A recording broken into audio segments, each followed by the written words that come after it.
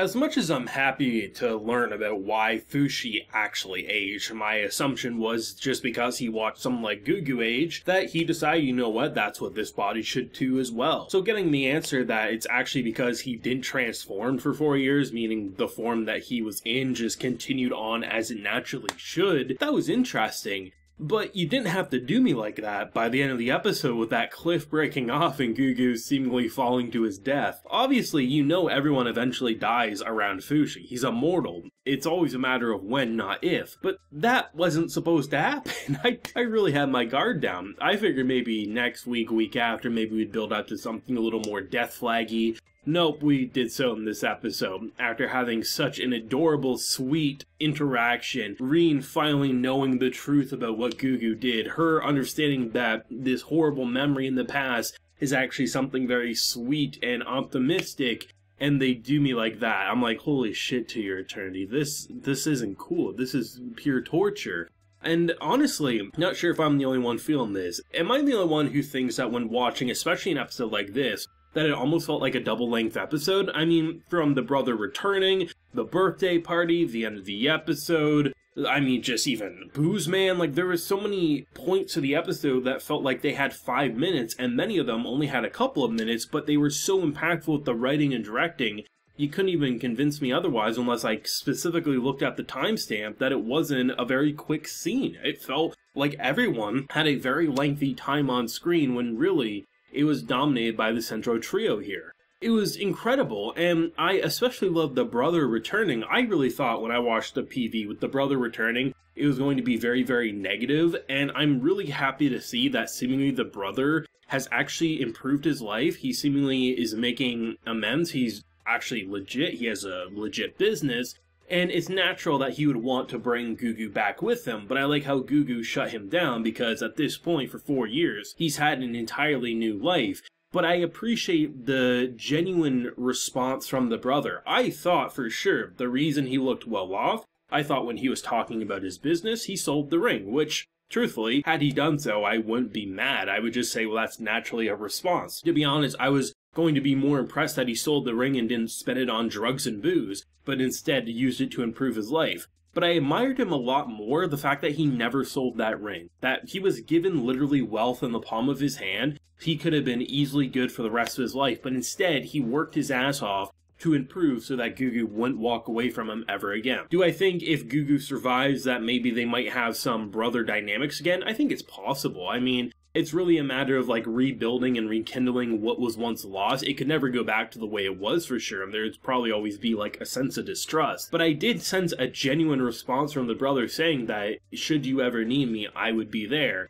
And I like how he owned up to his mistakes and clearly is trying to be a better person. Do I forgive what he did to Gugu in the past? No, but can I recognize the growth in his character? Absolutely. I mean, up until the cliff falling off, that was the most shocking element about the episode. He didn't sell the ring, he worked his ass off, and seemingly has become a much better person. And I like how he didn't fight Gugu being like, I'm your brother, how dare you? He just, he swallowed his pride, he smiled and says, I totally get it. Even though he was completely heartbroken, even though his heartbrokenness is never going to compare to what Gugu had to experience. I'm very glad to see that Rin and Gugu were going to be a couple. Maybe that got cut a little short, because, I mean, when we rewind a few weeks back there, a month ago, I mean, it looked like Fushi was about to steal his girl there. So the fact that she's really developed these romantic feelings for him, and he's always had romantic feelings for her, is just a really sweet dynamic. The fact that she's making him this fish mask because he really likes a certain thing, the fact that Fushi's just dropping the bombshells, oh, he's totally in love with you, you should go kiss him, you should go marry him, this and that.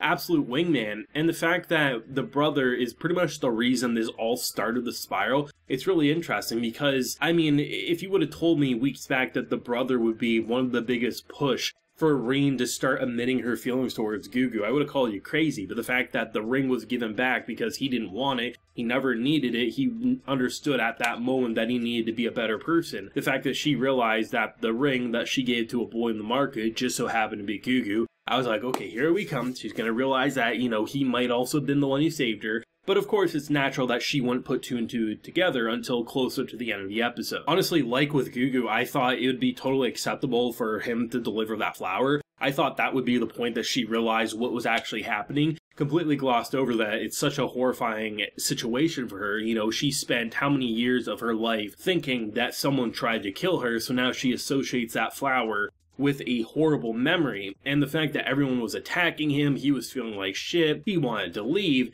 But she, even in the face of having something that she didn't think he was being purposely insensitive, she still wanted to cherish that flower because it was the first thing he ever gave her. These two, if you needed any more confirmation, a horrible memory that got re-brought back up because of this flower, she still wanted to keep because it was the first gift that Gugu ever gave her. But I think honestly, minus the cliff breaking off, the situation building up to how he got his face disfigured. Oh, you know, there was a log. I had to push someone away, and unfortunately, I wasn't careful. The log fell on my face, and now I'm a horrible freak. You know, that's how he's felt. That's how society has treated him. And like with her saying, well, why would you keep that from me? That's like a heroic thing. I love how it builds up. And I really thought she was gonna like snap at him. For some reason, I thought like with the way they're going back and forth with her, you know, starting off very positive to getting a little more shocked at this as the story went on. I thought she was going to be like this horrible person at the end. I was like, Green, what are you doing? No, please don't go this direction. And to build up the fact that he says, you know, I felt really bad because she had this tiny little mark.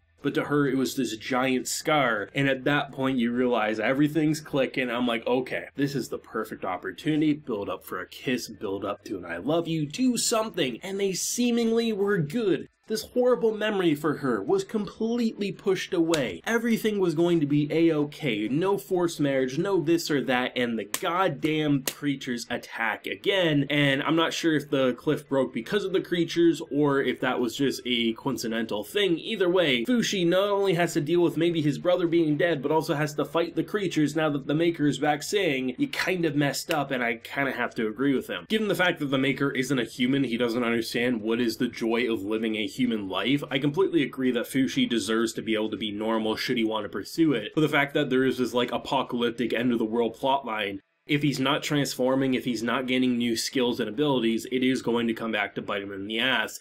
And it almost feels like what just happened, even if Gugu survived, maybe this will be the point that Fushi, should he survive and should both of them survive, that maybe he has to move on or at the very least train and, you know, not stick to one form for too long so that he can be ready for the next attack because they're always going to pursue him. And the fact that he got 4 years before it happened is kind of insane. Honestly, To Your Eternity, for being 11 weeks in, it kind of feels like we've known these characters for, no pun intended, an eternity. Especially with the Gugu, Rin, and Fushi plotline.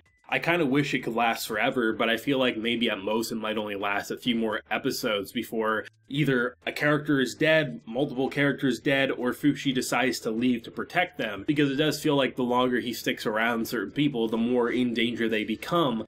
But the longer he sticks around them, the more human he becomes, so it's a bit of a coin toss. Do you, A, stick with people, learn to grow in love with them, but put them in danger, or do you just wander from location to location, never really embracing what it means to be human? It's a pretty difficult pill for someone like Fushi to swallow, and I guess we'll see what happens next week. Let me know your thoughts and feelings on this week's To Your Eternity episode down below. Drop a like to help promote the video, and subscribe if you're new around here. So until next time, everyone, please take care and have a good one.